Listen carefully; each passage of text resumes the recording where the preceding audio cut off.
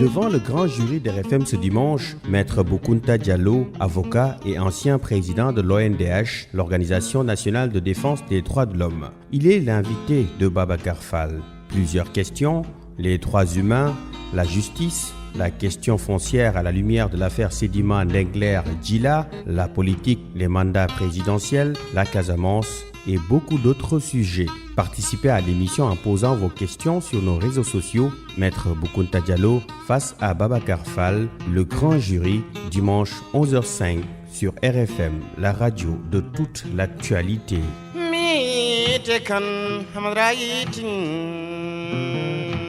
Bonjour à tous, bon dimanche, bienvenue dans ce nouveau numéro du grand jury de RFM.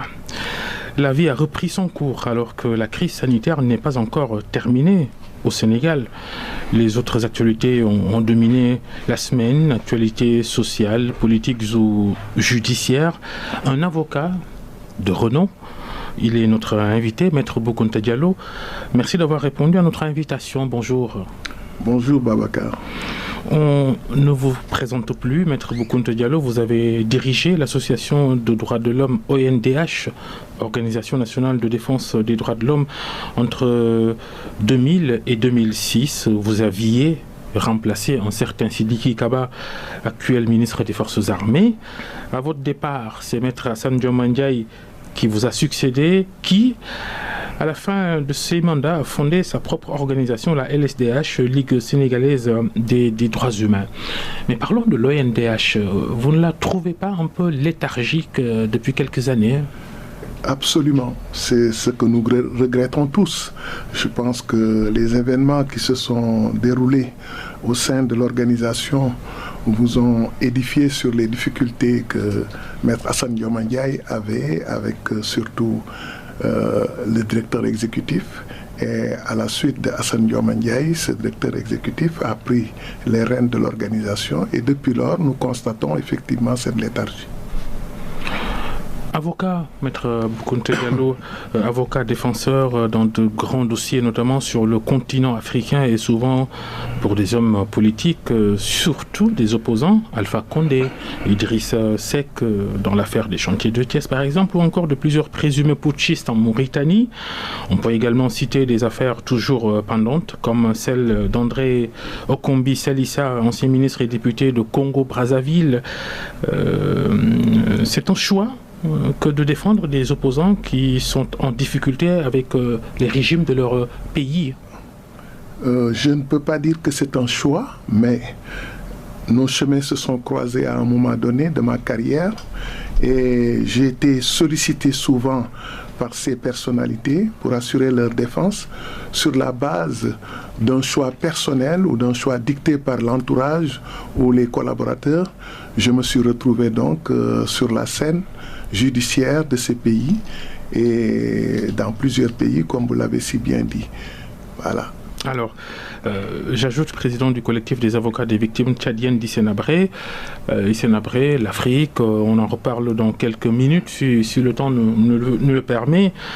En fait, au début, en effet, j'étais le président du collectif lorsque j'avais à côté de moi Maître Sidiki Kaba et en face de moi Maître Madi Kenyan et Souleymane Déné qui défendaient le président Abré. Et par la suite, nous avons passé le flambeau à l'équipe dirigée par Assane Dioma Ndiaye et qui fait bien ce travail d'ailleurs qu'on attendait d'eux. Et c'est pourquoi aujourd'hui, de très près, évidemment, je suis ce dossier. Mais bon, toujours est-il que l'actualité débordante sur les questions liées au dossier de Abré nous rattrape toujours. Maître Boukounta Diallo, vous êtes né il y a 65 ans à Djila. Mais alors, quelle ironie de l'histoire. Votre lieu de naissance ainsi que la localité voisine de Ndengler sont sous les feux des projecteurs avec la grosse polémique sur les terres, les dizaines d'hectares de terres du groupe Sedima de l'homme d'affaires Babacar Ngom. Qu'en pense le natif de Djila que vous êtes?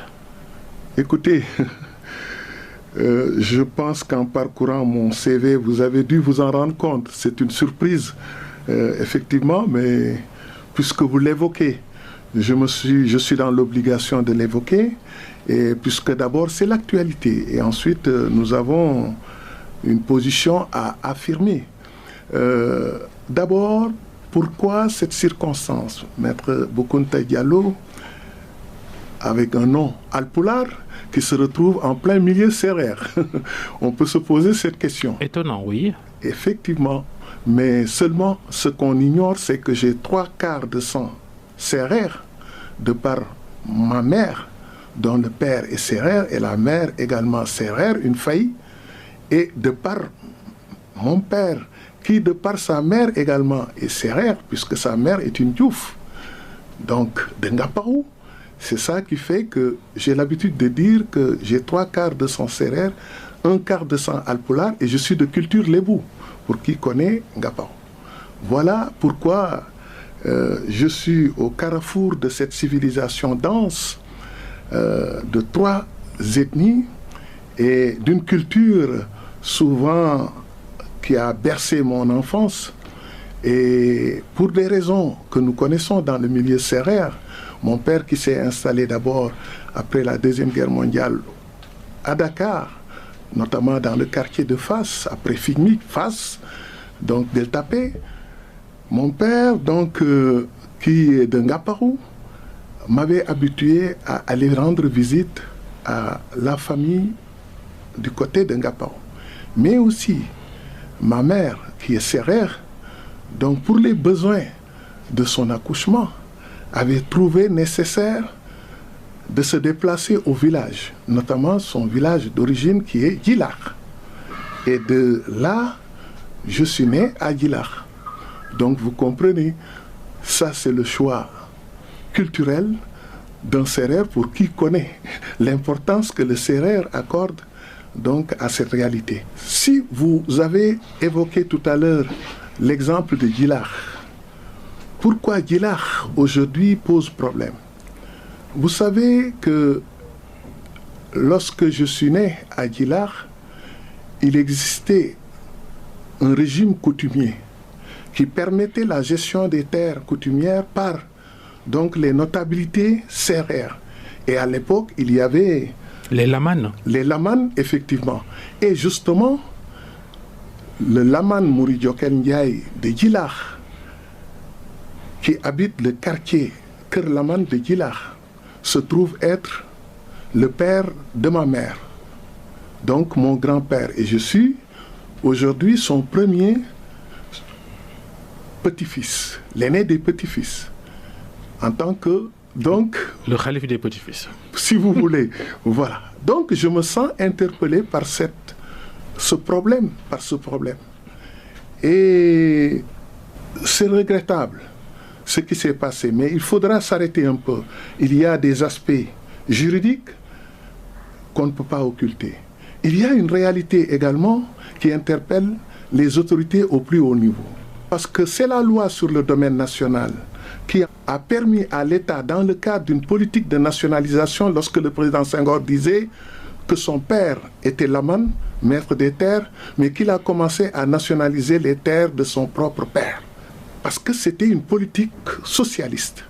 L'esprit de la loi a voulu que toutes les terres coutumières deviennent désormais des terres du domaine national si elles n'ont pas fait l'objet d'immatriculation pour être une propriété personnelle des personnes qui les exploitaient ou des personnes concernées, des notabilités concernées.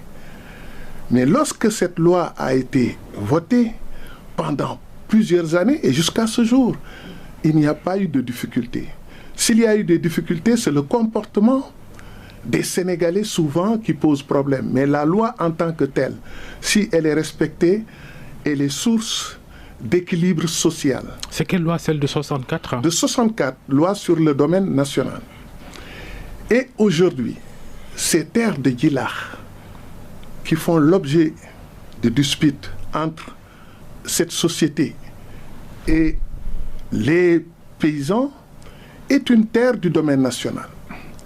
Toute personne qui désire exploiter une terre du domaine national doit pouvoir remplir un certain nombre de formalités, à savoir, à l'époque, un conseil rural en place faisait obtenir des délibérations aux personnes concernées.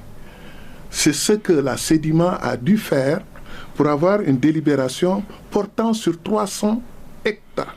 Sur les 300 hectares, aujourd'hui, on se retrouve avec 225 hectares. Pourquoi? Parce que simplement, le conseil rural de Sindia, à l'époque, a délibéré sur un objet inexistant.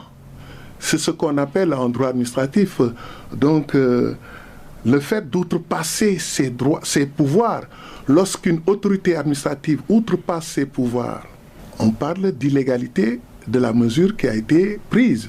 On peut dire en quelque sorte que même si la Sedima a bénéficié de cette délibération est frappée d'illégalité et ça peut faire l'objet d'un recours devant la Cour suprême pour excès de pouvoir en disant simplement que cette délibération du Conseil rural de Sindia est une délibération qui outrepasse les pouvoirs du Conseil de Sindia qui a été jusqu'à délibérer sur des terres qui relèvent de la commune de Ndiaganyao. Alors, si une délibération, parce que si vous regardez la délibération sur les 300 hectares, pourquoi on est revenu à 225?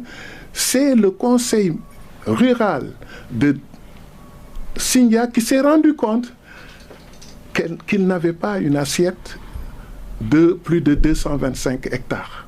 Donc, en accordant 300 hectares à la Sedima, il a outrepassé ses pouvoirs qui ne lui permettaient pas de prendre une délibération sur des terres qui relevaient d'une autre commune ou d'un autre conseil rural. Voilà pourquoi on peut parler d'illégalité à ce niveau. Mais là où c'est plus grave, c'est que aujourd'hui sur les terres du domaine national, lorsque vous êtes attributaire d'un terrain du domaine national avec délibération, vous avez la possibilité tout de suite d'aller vers l'octroi d'un bail. Parce que vous n'avez qu'un droit d'usage sur cette terre. Vous n'avez pas un droit de propriété. C'est là où il faut comprendre la chose. Il n'existe qu'un droit d'usage dans le cas d'espèce et non pas un droit de propriété. Le droit d'usage vous permet de consolider ces droits lorsque vous êtes dans les affaires pour obtenir des prêts bancaires, par exemple, de dire, moi j'ai besoin d'un droit consolidé, je vais chercher un bail. En allant chercher le bail, effectivement, vous allez payer des droits, le bail est inscrit à votre nom et vous continuez d'user du droit d'usage et non pas d'un droit de propriété. Là où il y a problème aujourd'hui dans ce dossier, c'est que malheureusement, la Sedima est allée chercher un droit de propriété. Le titre foncier. Il est question simplement d'un droit d'usage.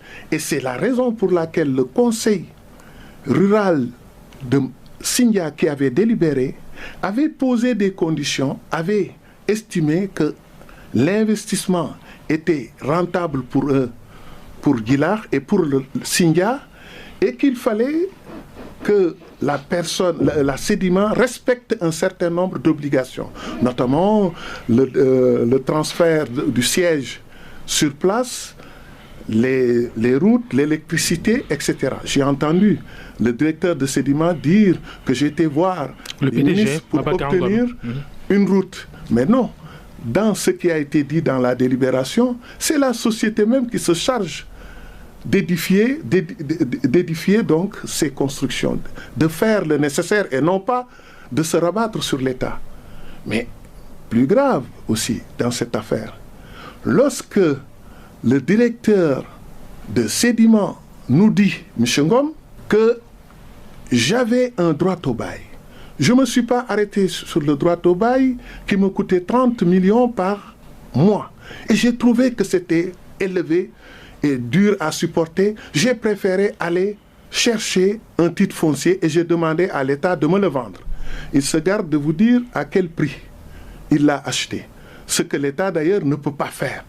Parce que l'État ne peut pas céder un terrain qui a été déclassifié par décret pour intégrer le domaine privé de l'État. Nous avons reçu sur nos antennes un responsable du groupe Sedima qui dit que toutes les dépenses effectuées pour l'obtention de ce titre foncier, quand on ajoute les travaux de terrassement, ça n'a pas coûté plus de 500 millions de francs CFA. Oui, mais vous avez suivi vous-même les propres déclarations. Beaucoup ont jugé que c'était déjà très dérisoire pour un titre foncier de cette dimension. Non, mais je vais même plus loin. Je vais plus loin. Aujourd'hui, la Sedima qui nous dit, dans la délibération, est reprise par le directeur général, M. Ngom, dans sa conférence de presse, que c'est un investissement de 2 milliards qui va même engranger près de 1000 emplois plus tard. 2 milliards. Mais M. Ngom oublie qu'il a 225 hectares. Ça veut dire quoi? 225 hectares, vous remettez ça à n'importe quel cadre de Guilard. Il se présente auprès d'un banquier avisé, alors il obtient le financement, et plus que le financement. Puisque aujourd'hui... En termes clairs, c'est 2 225 000 mètres carrés. Aujourd'hui, ce que je peux vous dire, dans la zone de Guilard, qui se trouve à 80 km de Dakar, pas loin du tout, et avec toutes les infrastructures que vous voyez sur la petite côte, Guilard peut être vendu à 10 000 francs le mètre carré. 10 000 francs le mètre carré, avec 225 hectares, vous avez 22 milliards 250 millions. Quelqu'un qui nous dit, pour investir 2 milliards dans un village, il a obtenu un titre foncier d'une valeur de 22 milliards 250 à raison de 10 000 francs le mètre carré. On pouvait être même plus gentil en lui accordant 5 000 francs le mètre carré et on serait à 12 milliards 125 millions. Pour quelqu'un qui n'investit que 2 milliards, alors qui va se retrouver avec un patrimoine dans ses immobilisations, dans l'actif de la société, avec un patrimoine supérieur à son capital aussi qui fait 2 milliards. Le capital de la Sedima fait 2 milliards. Parce qu'aujourd'hui, ce qu'il faut éviter, au-delà de l'affaire Sedima, c'est de permettre l'enrichissement sans cause. Le département de Mbour va être sollicité les prochaines années. Le département de Mbour qui abrite l'aéroport Blaise Diagne, le futur port de Ndayane, d'autres infrastructures. Vous parlez d'infrastructures routières qui vont arriver. C'est devenu une bonne affaire de trouver des terres dans ce département-là. Mais vous savez, c'est une zone qui se développe. Il y a une nouvelle ville qui se crée là-bas, tout autour. Et à mon avis, l'État ne peut pas enrichir une société commerciale parce que ça fausse les règles de la concurrence. Nous savons qu'au niveau de l'UEMOA, il y a une règle qui interdit l'aide publique directe ou indirecte aux sociétés commerciales, ce qui fausse les règles de concurrence. Et cette recommandation de l'UEMOA, dans toute la zone UEMOA, empêche à ce que l'État puisse donner des coups de pouce à une société. Parce qu'aujourd'hui, enrichir une société qui a un capital de 2 milliards, d'un patrimoine de plusieurs milliards, de 22 milliards, à mon avis, c'est d'une gravité extrême. Mais comment on peut assister à un octroi d'un titre foncier qui est parti d'une délibération qui est illégale, comme vous le dites, pour transiter par un bail et finir par un TF. L'État le savait, non, tout ça? Le décret du président de la République dit que c'est un décret qui déclassifie ce terrain du domaine national pour le mettre dans le domaine privé de l'État. C'est comme ça, quand l'État veut s'approprier d'un terrain pour en faire plus tard un droit d'usage renforcé, l'État effectivement prend un décret de déclassification. Ce terrain quitte le domaine national pour rentrer dans le domaine privé de l'État. Et ça abroge les...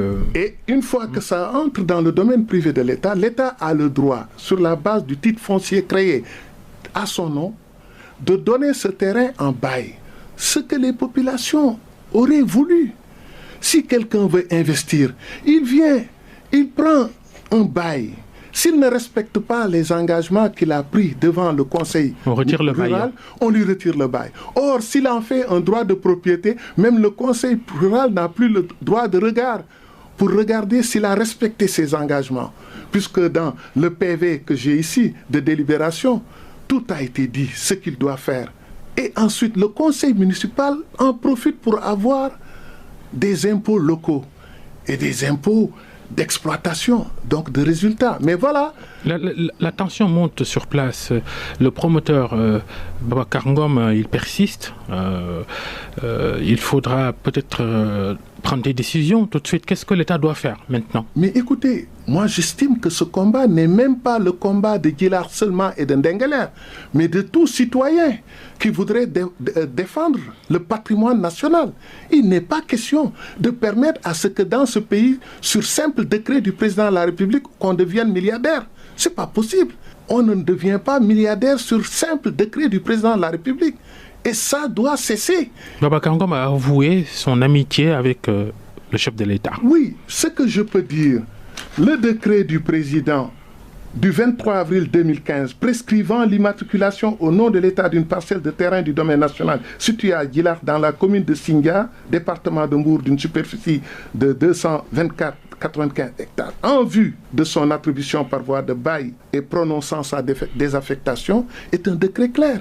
Si on respectait effectivement le décret du président, on se limiterait simplement au bail. Mais si maintenant des fonctionnaires qui ont été au cœur du traitement de ce dossier sont allés plus loin que la volonté du président qui n'a parlé que de cela, à mon avis, ça interpelle les cadres de ce pays. Ça interpelle ceux qui ont en charge la gestion de notre foncier et qui aujourd'hui outrepassent leurs prérogatives et vont plus loin là où même la loi ne permet pas d'aller. Qu'est-ce qu'il faut faire, à votre avis, Maître Boucounta Diallo, exproprier Babacar Ngom de ses terres?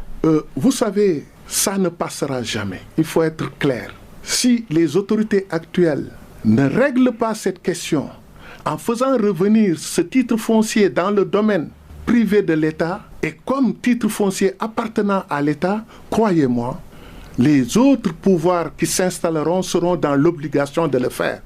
Car c'est le prix à payer pour que la paix s'installe dans cette zone. Parce que aujourd'hui, vous avez une société commerciale qu'on a enrichie par un patrimoine qui est dans son actif, dans les immobilisations aujourd'hui. Sur le plan comptable, vous verrez que ce patrimoine pèse lourd plus que tout ce que la société a connu jusqu'à présent. Ça, c'est l'expert banquier que vous avez été qui parle aussi. Hein. Mais voilà, mais alors moi, c'est... De façon générale, vous voulez ajouter... Je voulais dire une chose.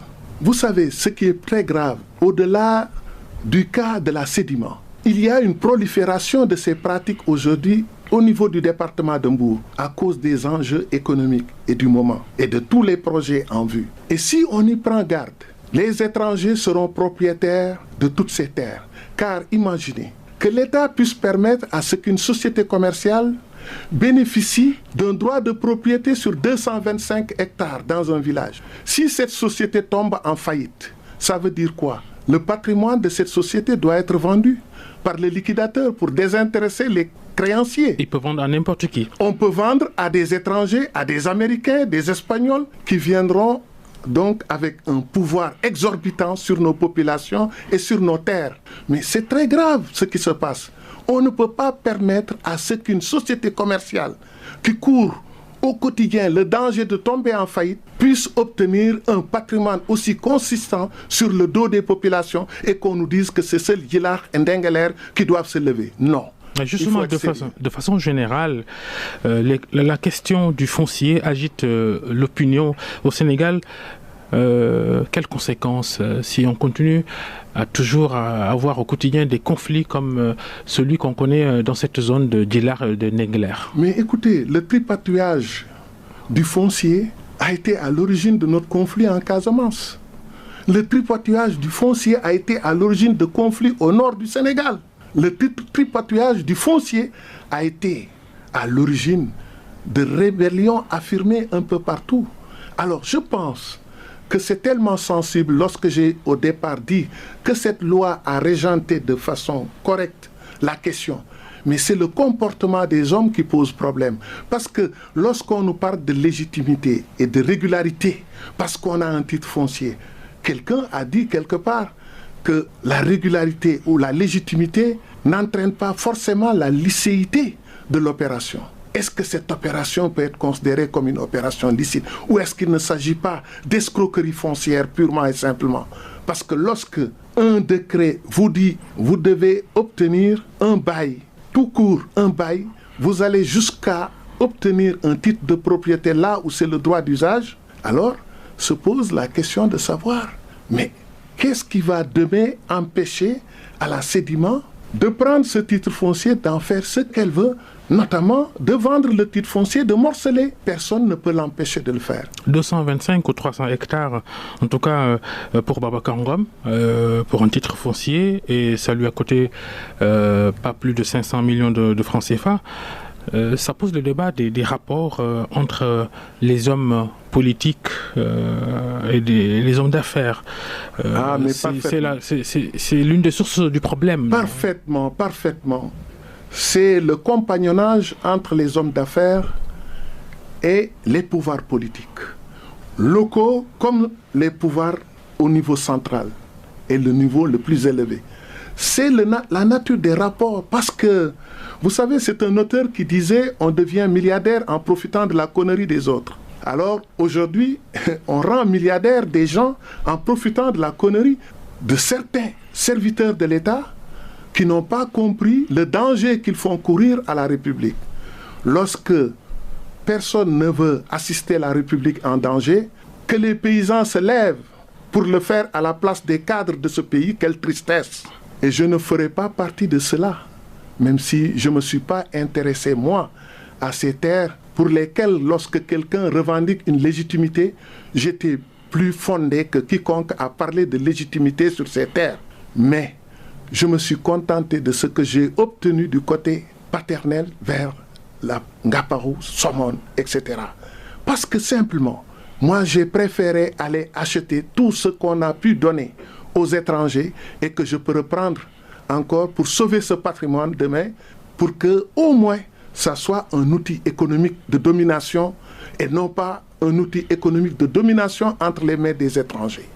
Voilà pourquoi lorsqu'on me dit la facilité est là, il faut sauter sur l'occasion, ah oui, c'est vrai, des occasions n'ont pas manqué en ce qui me concerne, pour la chance que j'ai, sans être un homme d'affaires, de côtoyer des hommes qui gouvernent ce monde, qui gouvernent ce continent, ce pays, etc. Mais seulement, je m'interdis aujourd'hui de tomber dans une situation aussi gravissime que d'aller se faire octroyer un titre de propriété sur 225 hectares. C'est une gourmandise qui ne passera ni sous ce régime, ni sous un autre régime.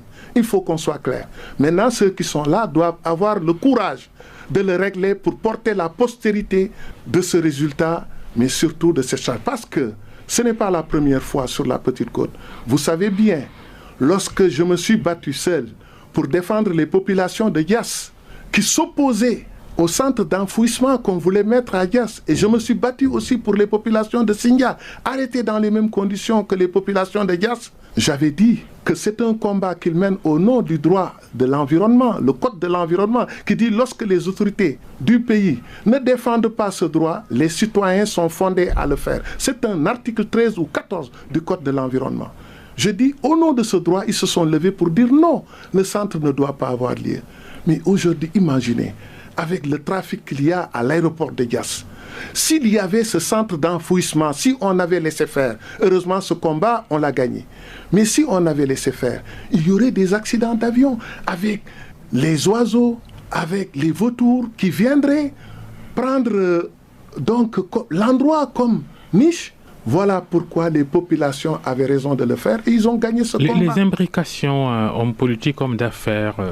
Les implications hommes politiques, hommes d'affaires m'ont amené une fois à dire que, en ce qui concerne les hommes d'affaires, je trouve mal qu'un homme d'affaires qui s'occupe d'intérêts privés d'un groupe puisse être en même temps conseiller du président de la République ou ministre conseiller. Alors, lorsqu'on parle de fiscalité, on a besoin d'une certaine transparence dans la gestion de ce dossier, mais on a besoin aussi d'avoir des rapports qui ne permettent pas de développer une sorte de trafic d'influence entre ce conseiller. Ce n'est pas cependant l'apanage du Sénégal. On retrouve ça même dans les grandes démocraties, des hommes d'affaires, en même temps hommes politiques, qui ont des charges publiques. Mais le mariage qu'on dit souvent à la barre des tribunaux. Le mariage entre les deux, ou les accointances entre les deux finissent toujours par des disputes ou des séances d'explication devant les tribunaux. C'est un choix à faire. Quand on évite d'être rattrapé par son passé, par sa gestion, on doit éviter donc effectivement de se compromettre dans des relations douteuses demain qui pourraient faire en tout cas jaser. Et aujourd'hui, comme vous le savez, beaucoup d'hommes d'affaires, malheureusement, comme le disait le président Abdoulaye Wade, à un moment donné, quand il était dans l'opposition, il disait dans ce pays, il n'y a pas d'hommes d'affaires, il y a des borom affaires. Et les borom affaires porteurs de cartables, on ne sait pas qu'est-ce qu'ils cherchent. Mais souvent, le problème est là. Vous, M. Babacar Fall, si on vous donnait aujourd'hui un titre foncier de 225 hectares, vous serez milliardaire tout de suite. Parce que devant n'importe quelle banque, vous tapez à la porte, on va vous recevoir, on va vous écouter et on va vous accompagner. Alors, où est le mérite dans tout ça? Les hommes politiques cherchent peut-être à financer leurs activités, que ce soit du côté du pouvoir ou de l'opposition. Le modèle de nos partis politiques, ça interpelle. Formidable, vous avez raison. Parce qu'en voulant appauvrir les partis politiques dans ce pays, on a fini par permettre à d'autres mains d'exploiter ou de récupérer ces partis politiques pour en faire leur objet, pour en faire les choses. Parce que demain au pouvoir, comme dit l'adage, chante ma chanson, mange mon pain et chante ma chanson. Donc ces hommes d'affaires aujourd'hui sont devenus des hommes puissants à côté du pouvoir. Quand on arrive au pouvoir, on est redevable aux hommes d'affaires qui vous ont peut-être aidé à... Comme dans beaucoup de pays. Regardez aujourd'hui ce qui se passe au Congo. Regardez ce qui se passe dans tous les pays d'Afrique. Les rapports entre hommes politiques et hommes d'affaires finissent par polluer l'ambiance et la bonne gouvernance. Alors qu'il est simple de demander à chacun de se mettre de côté. Nous, chez les avocats, lorsque quelqu'un est conseiller à la présidence, on vous demande d'être omis du tableau des avocats. Vous ne pouvez même pas, c'est pourquoi tous ceux qui étaient conseillers ont été omis du tableau. Parce qu'on veut clarifier les rapports, les choses. Maintenant, comme vous le dites, le monde d'aujourd'hui est dirigé par les hommes d'influence. On le sait. Ce ne sont pas ceux qui tiennent souvent les rênes du pays qui dirigent le pays.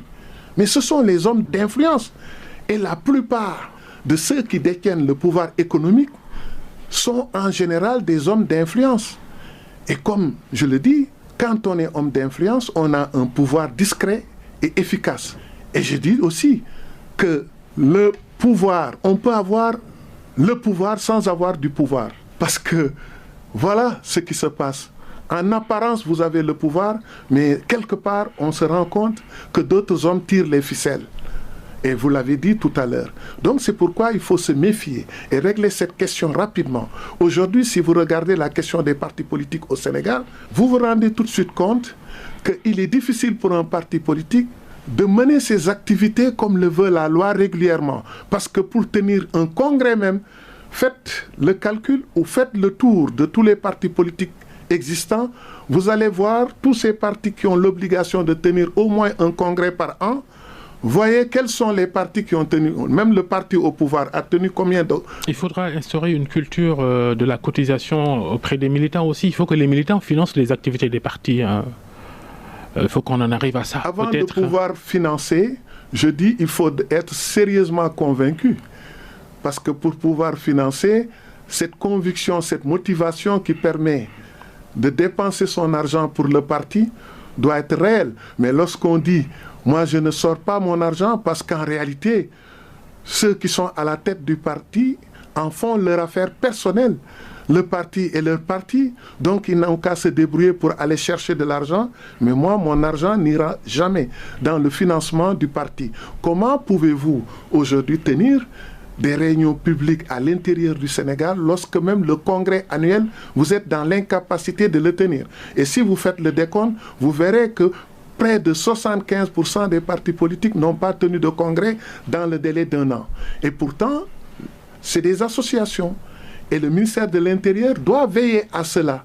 Mais comme on est dans un pays pauvre, où justement, malheureusement, les partis politiques aussi sont dirigés par des gens qui ont des moyens modestes. Ce n'est pas le cas de l'époque où on connaissait Maître Wade, avocat de surcroît d'affaires, qui avait les moyens de financer son parti. Ce n'est pas le cas d'autres et d'autres. Alors vous voyez, si vous regardez dans le lot encore, vous verrez qu'il est difficile. Et c'est pourquoi il faudra réfléchir sur le financement, pas des partis politiques, mais des activités des partis politiques. C'est différent. Sur le financement des activités des partis politiques. Parce que la tentation aussi peut être grande, au point que ces partis politiques se laissent aller dans le choix facile de s'orienter vers des dealers de toutes sortes. Et c'est pourquoi, à mon avis, nous devons protéger la démocratie et la sauver de ces dérives. Démocratie, vous dites, les mandats présidentiels, Macky Sall a-t-il le droit de se présenter une troisième fois à la présidentielle? Par éthique, par bon sens, il n'a pas le droit. Et juridiquement également, il n'a pas le droit, car il faut être clair. Lui, s'il est dans l'obligation de se taire pour ne pas animer et susciter des vocations immédiates, ce n'est pas le cas des citoyens responsables, des cadres de ce pays qui doivent s'exprimer sans embâche.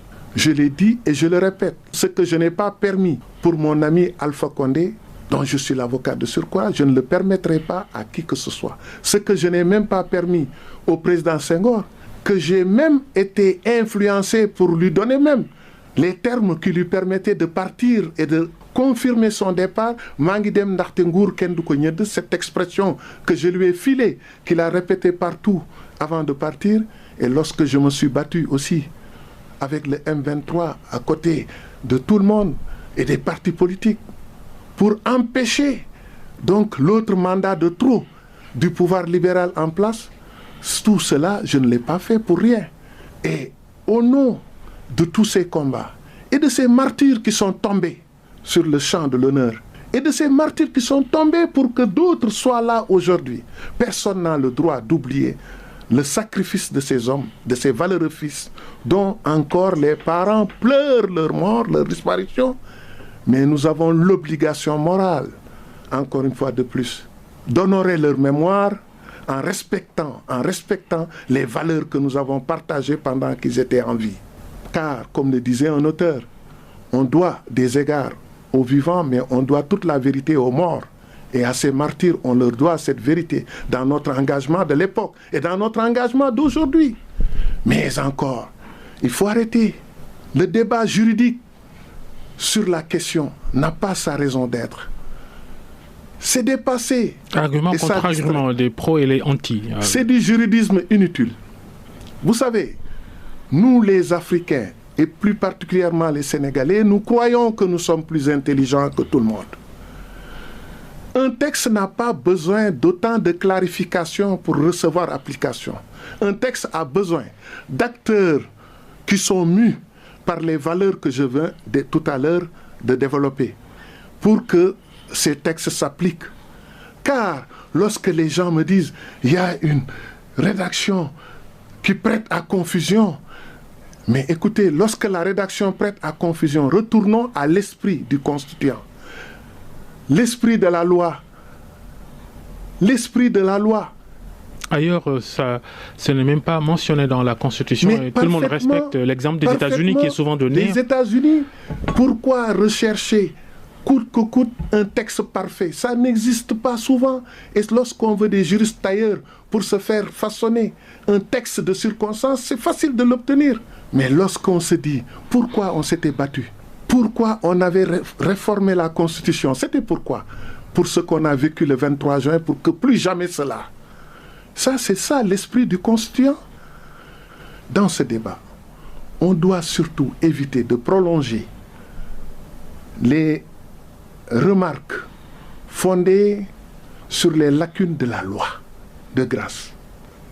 Et je cite l'exemple des États-Unis d'Amérique. Les États-Unis d'Amérique, aujourd'hui, le président actuel est le 48e président des États-Unis d'Amérique. Sur 48 présidents, il n'y a eu qu'un seul président qui n'a pas respecté cette sorte de gentleman agreement qui existe et que la loi n'a pas réglé, puisque la Constitution des États-Unis dit que le mandat du président de la République est de 4 ans renouvelable. On ne dit pas une fois, 2 fois, non. 4 ans renouvelables. Mais chaque fois que quelqu'un fait 2 mandats, il s'en va. Il n'a pas besoin qu'un texte de loi lui dise ce n'est pas possible, partez. Et le seul qui a violé cette sorte de gentleman agreement, c'est le président Roosevelt à un moment donné. Et il l'a expliqué en disant, on était en période de guerre, donc j'avais besoin de cela. Même s'il n'a pas convaincu, il a été honnête de dire, voilà pourquoi j'ai violé. Il n'a pas dit j'ai violé parce que la loi me le permet. J'ai violé parce que, très sincèrement, le contexte de l'époque m'a poussé à le faire. Mais c'est le seul qui l'a fait sur 48 présidents des États-Unis. Alors, est-ce qu'on a réformé? Est-ce qu'on a révisé les textes? Ces gens ne sont pas là pour réviser la Constitution. Comme le disait un grand professeur de droit, lorsqu'on touche à la Constitution, on doit toucher à la Constitution avec une main qui tremble. Parce que ce n'est pas un cahier de brouillon qu'on peut manipuler à sa guise. Donc, je voulais terminer sur le Sénégal pour convoquer l'esprit du législateur à la place du contenu du texte tout court. Ceux qui considèrent que le texte ne leur donne pas satisfaction ou trouvent le texte ambigu, de grâce, qu'ils retournent à l'esprit du législateur et le pourquoi. Parce que lorsque vous savez qu'un texte a une histoire, il n'y a pas de texte sans histoire. Et l'histoire de ce texte est connue de tout le monde. Nous ne pouvons pas oublier ce qui s'est passé, ni le sacrifice de ces martyrs. Donc, de grâce, par respect à ces derniers et à leurs parents qui nous écoutent, et à ces hommes de tenue qui nous respectent malgré nos dérives, malgré nos excès, alors de grâce, ayons la prudence de ne pas les choquer davantage. Votre ami Alpha Condé, vous l'avez évoqué, l'actuel président de Guinée, votre ami, parce qu'il dort même souvent chez vous quand il est à Dakar. Vous pensez qu'il va vous écouter, qu'il ne va pas solliciter un 3e mandat? Il va vous écouter, Alpha Condé? Malheureusement, le sujet en question est un sujet qui est aujourd'hui d'actualité chez mon ami Alpha Condé, avec qui j'ai partagé une discussion le 3 mai 2019. Le 3 mai 2019, nous avons eu un entretien alors qu'il était en Turquie à l'inauguration de cette mosquée que vous connaissez. Il m'a appelé tôt le matin pour me faire part de discussions de personnes qui lui disent que moi, j'étais fâché contre lui à cause du 3e mandat.